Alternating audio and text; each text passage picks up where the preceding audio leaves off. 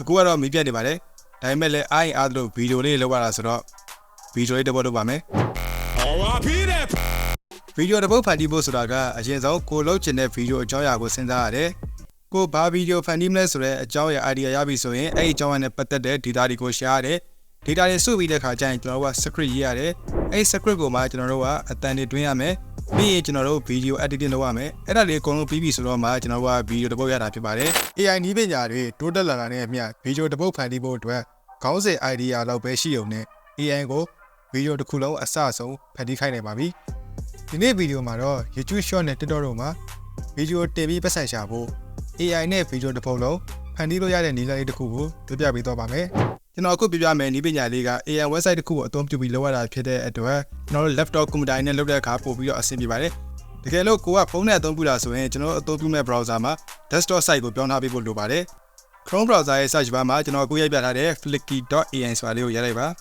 AI website တော်တော်များများက account login ဝင်ပြီးတော့အသုံးပြုရတာဖြစ်ပါတယ်ဒီ website လေးမှာဆိုရင်လည်းကျွန်တော်တို့ account login ဝင်ပြီးမှသုံးရမှာပါဒီမှာသူက account login ဝင်ဖို့အတွက်မှာ Google နဲ့ login ဝင်လို့ရမယ် Facebook နဲ့ရမယ် LinkedIn နဲ့ရမယ်ပေါ့နော်ဒီနေရာမှာကိုယ်စင်ပြတဲ့နည်းလမ်းနဲ့ကျွန်တော်တို့ login ဝင်လို့ရပါတယ်ကျွန်တော်တို့ Google နဲ့ပဲ login ဝင်ပါမယ်အဲ့အတွက်ကျွန်တော်က continue with Google နှိပ်မယ်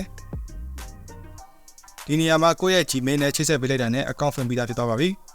ါကတော့ဘယ်လိုအသုံးပြုရမလဲဆိုတဲ့ tutorial ပါအဲ့ဒါကိုကျွန်တော်ပေးလိုက်ပါမယ်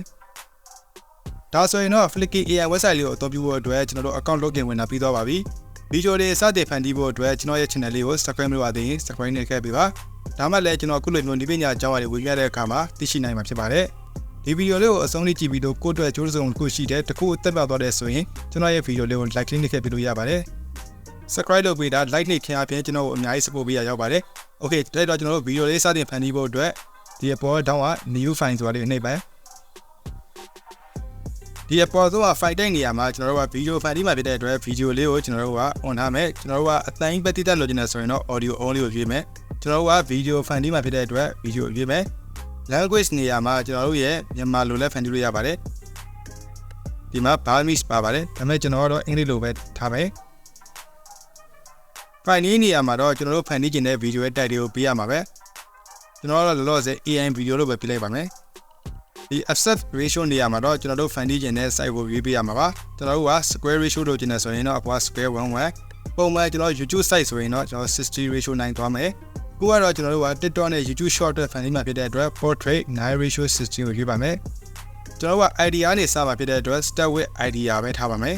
ပြီးတော့ submit ကိုနှိပ်မယ်ဒီ idea prompt နေရာမှာကိုဖန်တီးခြင်းတဲ့အကြောင်းအရာ video idea ကိုရေးပြရမှာဖြစ်ပါတယ်ကျွန်တော်ကတော့ကမ္ဘာပေါ်မှာအလှဆုံးနိုင်ငံ9နိုင်ငံအကြောင်းကိုကျွန်တော်က AI ကိုဗီဒီယိုလုပ်ခိုင်းမှဖြစ်တဲ့အတွက်အလှဆုံး9နိုင်ငံအကြောင်းကိုကျွန်တော်ဗီဒီယိုလုပ်ပေးပါဆိုပြီးတော့ကျွန်တော် idea prompt နေရာမှာရေးလိုက်ပါတယ်ကျွန်တော်က YouTube short နဲ့ TikTok အတွက်သုံးမှဖြစ်တဲ့အတွက် maximum duration ကို1 minute ပဲထားပါမယ်ပြီးရင်တော့ကျွန်တော်တို့ submit ကိုနှိပ်ပါမယ်ဒါဆိုရင်တော့ AI ကနေပြီးတော့ကျွန်တော်ရဲ့ idea ကိုဗီဒီယိုတစ်ပုဒ်အနေနဲ့သူကဖန်တီးပေးနေပြီဖြစ်ပါတယ်အခုဆိုရင်တော့ AI ကနေပြီးတော့ဖန်တီးပေးလိုက်တဲ့1 minute အောက်ကျွန်တော်တို့ TikTok နဲ့ YouTube short တွေမှာတင်လို့ရတဲ့ဗီဒီယိုလေးတစ်ပုဒ်ရပြီဖြစ်ပါတယ်ကို AI ကထုတ်ပေးလိုက်တဲ့ဗီဒီယိုမှာကျွန်တော်တို့ကစာတန်းထိုးကျင်နေဆိုရင်လည်းဒီဘက်ဘေးက subtitle လေးဆိုတာလေးကိုကျွန်တော်အမှန်ကြည့်လိုက်ပါပြီးရင်ကိုစာတန်းထိုးကျင်တာကဗီဒီယိုရဲ့အလဲမှာထိုးကျင်တာလားအောက်မှာထိုးကျင်တာလားကျွန်တော်တို့ဒီမှာ position တွေရှိတယ်ကျွန်တော်တို့ဒီအောက်ခြေလေးမှာပဲထိုးမယ်ပြီးတော့ဒီမှာ font လေးတွေရှိတယ်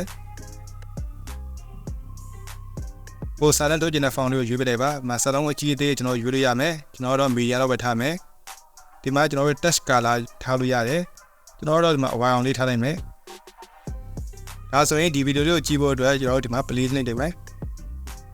The beauty 5 countries you must visit ဒါဆိုရင်တော့ကိုယ့်ရဲ့ idea ကို AI ကနေပြီးတော့ဗီဒီယိုတစ်ပုဒ်ပြည့်အစားဆုံးဖန်တီးပေးလိုက်ပြီဖြစ်ပါတယ်အဲ့တော့ကျွန်တော်တို့ကဒီဗီဒီယိုကိုယ့်ရဲ့ set ထဲကို download ချဖို့အတွက်အပေါ်က download ကိုနှိပ်မယ် start export ကိုနှိပ်ပါမယ်တက်နှိပ်မယ်ဒီအဆင့်ကတော့ကိုယ့်ရဲ့ဗီဒီယိုကို set ထဲကို download ချတဲ့အဆင့်မဟုတ်သေးပါဘူးသူက export ထုတ်နေတဲ့အဆင့်ပဲဖြစ်ပါသေးတယ်အခုဆိုရင်တော့ဗီဒီယိုလေးကိုသူက export ထုတ်လုပ်ပြီးပြီအဲ့ဒီခါမှာကျွန်တော်က download file ဆိုတာနှိပ်ပြီးတော့ကျွန်တော်တို့ရဲ့ set ထဲကိုတော့ download ချမှာဖြစ်ပါတယ်ဒီမှာကကျွန်တော်တို့ဗီဒီယိုလေးရပါပြီ Countries you must visit. There's a world out there brimming with stunning destinations. Let's embark on an unforgettable journey together. First stop, New Zealand.